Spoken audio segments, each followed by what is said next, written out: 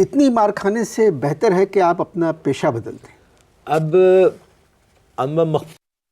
सच बात तो ये कि अब आदत सी पड़ गई है। कैसी आदत? किस्मत का हाल बता मार खाने की एक आदत सी पड़ गई है। जब तक कुटू नहीं, हफ्ते में 2-3 दफा चैन नहीं मिलता। वालिद साहब की भी पिटाई होती थी? असल में समझ लीजिए कि ये कुटाई जो है हमें विरसे में मिली है। वालिद साहब तो हर 2-4 दिन के बाद पिटते थे, यानी उनकी कोई प्रेडिक्शन जो है सही होती नहीं थी। और दूसरा एक काम क्या किया उन्होंने, दूसरा ये काम किया कि अपने घर के बाहर जो बोर्ड लगवाया उस पर लिखा हुआ था मंजूर Ahmad Khan DPR Z80। DPR Z80? मैंने उनसे पूछा कि DPR Z80 क्या है। कहने लगे कि बेटा ये इंग्लिश के लफ्ज़ हैं, ये बस में से निकाल के लिख दिए, इनका कोई मतलब नहीं है।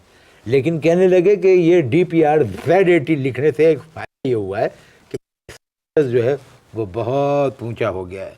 कहने लगे बड़े बड़े लोग आते हैं हाथ दिखा के मुझे। वालिद साहब की पिटाई का कोई वाकया याद है? वालिद साहब की पिटाई के तो हजारों किस्से हैं।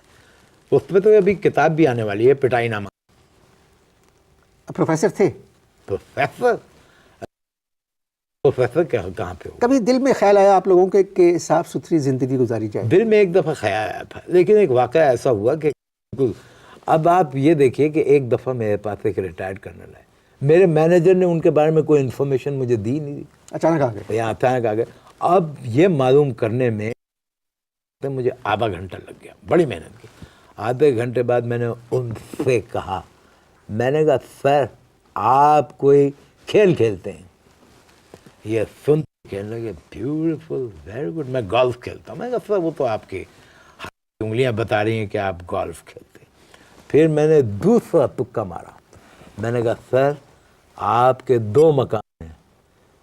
ये सुनते ही उनकी आंखें हैरत से खुल गई, कहने लगे beautiful, very good, very good, यानी 2 मकान है। फिर मुझसे कहने लगे और कुछ बता। मैंने कहा सर हाथ पे धब्बा है। तो कहने लगे ओ ये मैंने अभी थोड़ी देर पहले कबाब खाए थे उसका धब्बा है। मैंने कहा सर इस धब्बे की वजह से पता नहीं चल रहा है कि धब्बे के पीछे कौन सी लकीर है। तो उन्होंने कहा सॉरी कह के उन्होंने मेरी टेबल पे जो कपड़ा था उससे अपना अंगूठा रगड़ा, साफ किया।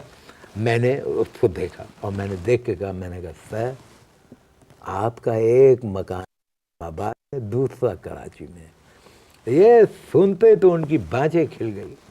फिर मैंने उनका अंगूठा देखा, मैंने उनका अंगूठा पकड़ा, मैंने कहा सर आपका ताल्लुक एक अहम इदारे से है।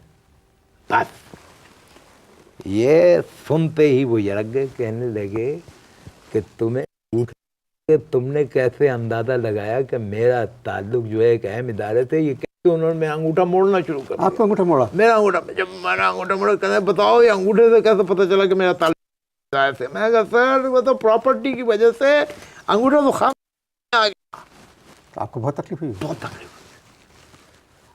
मेरे प्रोग्राम का वक्त खत्म हो थोड़ा चुका सा है। और चलाएं। मैं आपसे और बातें सुनता, अच्छा, मगर बड़ी हिम्मत है और आप कोई तो सच्चा। अब ये बताएं, आपको ये सच बताना, ये रिकॉर्डिंग खत्म करके कहीं जाना तो नहीं है? अगर नहीं जाना है तो साइड में बैठते हैं, ऐसे ऐसे किस्से सुनाता हूँ मैं। ओह नहीं, मुझे चलिए आपके साथ बैठूंगा मैं। चलिए ठीक है।